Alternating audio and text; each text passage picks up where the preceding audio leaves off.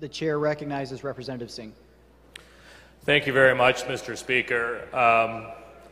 Water might have frozen over in a certain place. I'm also going to be the third speaker and the only speaker for my caucus, but I'm going to stand up as well with the other two and say I'm going to be supporting my first school bus since I've been here.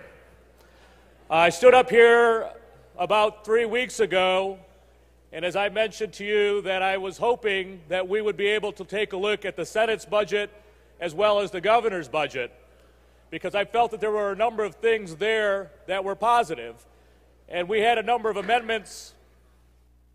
Members, thank you. The chair recognizes Representative Singh. A number of amendments that we had offered up, whether they were in the committee or here on the floor, that we didn't have the opportunity to take up.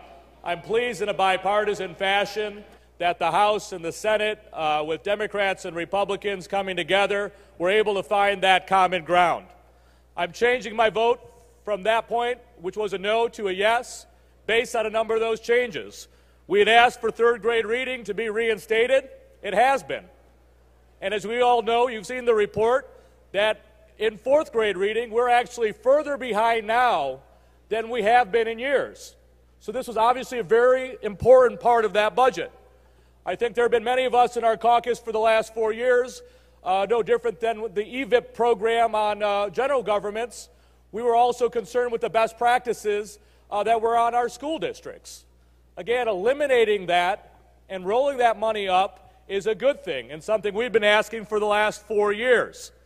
But I also want to thank the chairman of the committee of K through 12, who was able to then take a look at at-risk money and put that back to $70 million. The restoration of adult education that we had asked for has been restored. The restoration of bilingual or English as a second language has been restored. And all of those things are good. I had offered up an amendment to increase higher education, which we weren't able to take up on the floor, but at least we've now moved it from a 1% increase to a 1.5% increase.